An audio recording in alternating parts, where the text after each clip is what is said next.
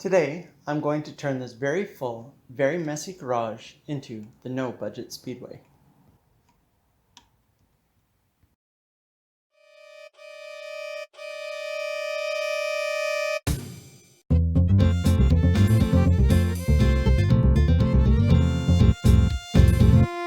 One thing you may notice is that this is a two-car garage, and it has two cars in it. Unlike many people, we actually park both of our cars in our garage, which leaves very little space for anything else, such as a die-cast road course. This is the wall where I'll be setting up my track. As you can see, it's shiplapped, which makes it pretty handy for putting up brackets to hold the track down. Of course, I'll have to get rid of some skateboards and other things. The track is going to run down this wall, around here. More stuff to move, obviously. Run down onto my bench. I'll move my, what a mess. I'll move my green bin here. Come around here. On top of my, there is a bench under there somewhere. Come down here. I think what I want to do is loop it around here and bring it back down.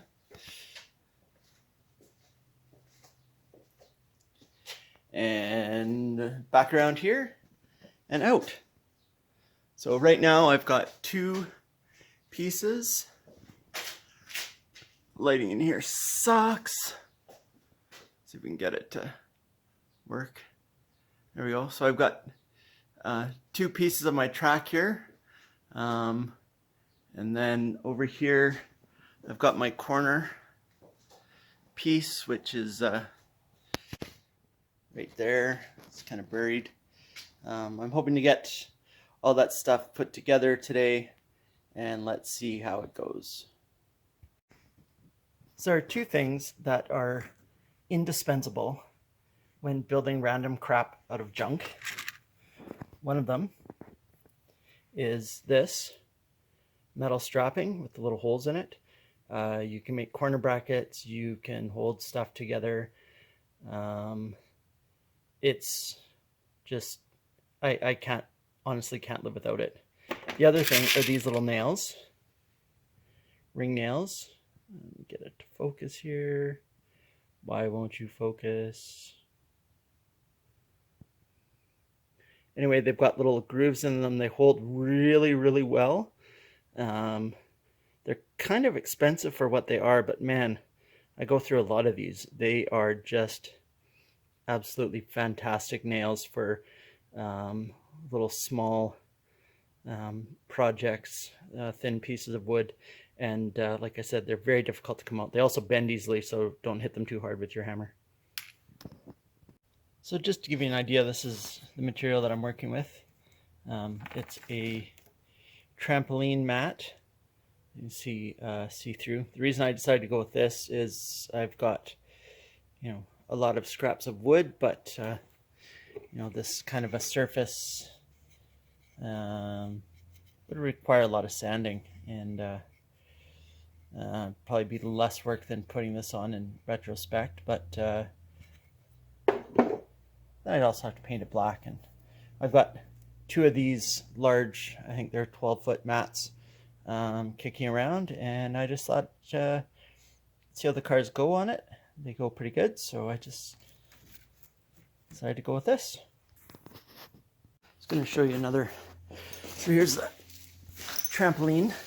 It's the one I've been cutting out of. I've actually got one more of these that I've got. I highly doubt I'm going to need it. I've barely even put a dent in this one, but that's what I've been cutting out of for my track.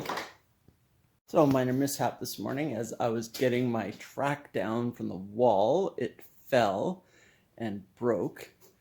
However, it gives you an opportunity to see how this section of 3-lane track works. Pretty simple, just a big old chunk of random wood I had laying around. I think it's some kind of press board. Got a full strip of the trampoline mat here, and then before I put it on, I used my table saw to run a groove down the middle, and then slit the track, and now I'm going to glue it in. It's my daughter's glue gun.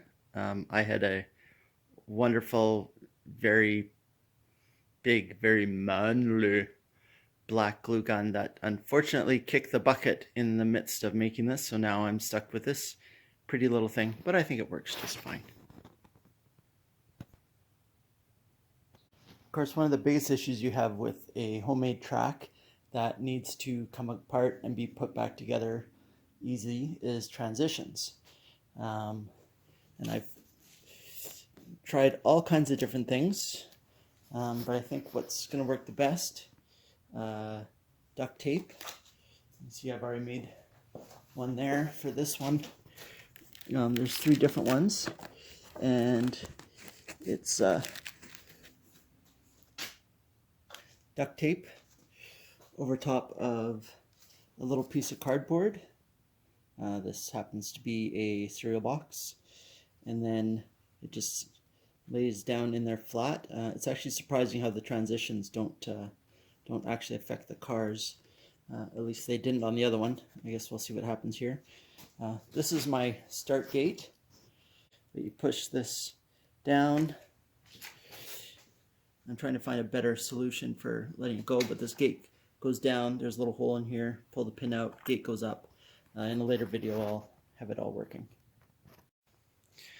So, as I mentioned before, I have lined the walls of my garage with shiplap. It's actually when I ripped my fence apart, which was part of the process of actually putting my garage in, I kept all my fence boards and used them to line my walls. Now there's little gaps in between the spaces here, and what I've done is I've created a bracket here using some shelf brackets, which I bought a whole bunch of them a long time ago, and never used hardly any of them. And then joist hangers, which once again I've got some new ones that left over when I built the deck, and some old ones I've ripped off. Now what I do is I've got it bent up here so that it will slide in here, theoretically nice and tight. And of course, try that again. So it's bent up here so that it slides in here with just a pressure fit. Slide it in. The little bracket here keeps it from falling down. Okay, now of course with some creative editing,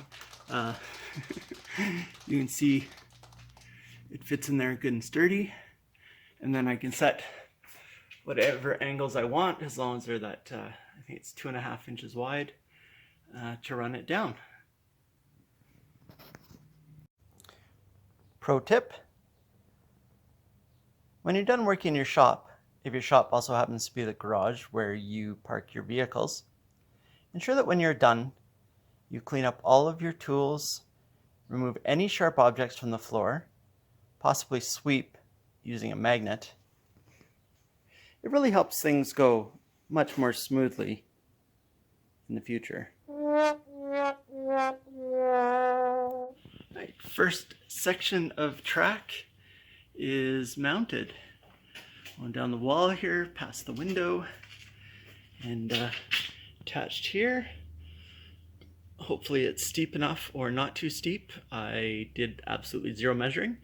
Now it's time to clear off this wall and get the next stretch on.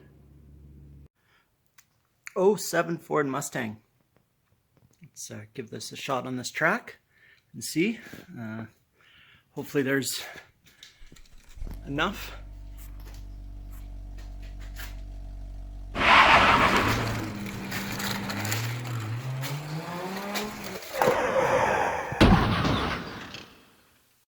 you out there have one of these?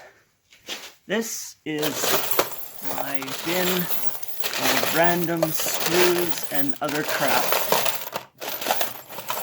I've attempted to pay my children to sort it all out. They have declined. I think my last offer was $100. They still said no. Anyway, I gotta dig through here and find whatever I can from, I want to call these biscuits. I don't know what they're actually called because I know biscuits are completely different, to God only knows what, but you'd be surprised what you can find in here that actually comes in handy for building random junk. So it's pretty slow on that top part. Might put the starting gate up there with a little bit of height on it and see if that works better. So just for fun, thought I'd show you what I spend most of the time in my garage doing. Looking for stuff. Right now I am missing the pin for my starting gate, which was on my bench. There it is. See? Found it. I'll show you how the starting gate works. Okay. This is very difficult to do one-handed, but see here there's a spring, and you push down this washer here, which I'll push it down from the back. It'll be easier to see and do. Push down from the back. Now you can see this gate holds into place here, and then you push this pin in. It's a pin holding the gate back. I'm hoping to have some sort of a better system. The reason why I went with a gate over the drop downs, that little drop down spikes thingies that the others use, is that honestly, I just didn't feel like it worked well for all cars, especially if they have kind of a rounded nose, or if you have ones that really won't like that hole in the track. So I thought this was a good solution. It's you know, a little bit on the Rube Goldberg scale, but I think it'll work. Let's grab a car and try a test run again down the track. Give this one a go. It's Matchbox Amc Javelin. It's seen better days. It's got the opening doors. This is part of my collection from when I was a kid. This one was still made in England. I don't know where the Matchbox cars are made now. And it was made in 1972. So pretty cool car. I like these AMX Javelins in real life. I think AMC made some pretty killer muscle cars that were a little bit not your standard Chevy Mopar Ford dealies. So let's see how it goes down the track. So there it is at the starting gate. As you can see on the back here, I don't have a very good system in place just yet, but I've got adjustable height so that I can set it up for various things, for various heights, so it looks a bit better. Alright, let's pull the pin and go racing. Very slowly. Oh, and she made her all the way down. Score. Now the next part of my build is going to involve having to clean off this desk. So it may take a little while. The track, as you can see, is going to come out from behind here. There's lots of wires and stuff hanging down there, which I'll have to clean up, and then come around the corner here. So once I get that cleaned up, I'll set that next part up. So here is my 90-degree corner. Sticking with my theme, this is actually built out of an old trampoline. One of those little exercise trampolines that middle-aged women used to have in their living rooms when I was a kid, and I loved to jump on. My kids weren't using it anymore, so as you can see, it's got a bit of a, comes in a bit higher, goes around, and then comes out there. the middle, I've got this top of a flower pot, which is just about the right radius, give or take a few feet, and I think it should work great. So that's it for today. It's time to clean up, the wife says. So I think I've made pretty good progress. I still have to make this part here, which is going to be a little tricky to get from this slope down to this corner. I've got this piece here, which hopefully holds some of the track up. And I want it to be a little lower here, so it's got a bit of a bank going into there. All right, we'll see how that goes. Now I'm just hoping I can clean all this crap up and put everything back without having to take down my track. So until next time. This is Ran East, building the No Budget Speedway. Keep your eye open for future videos, and thanks for watching.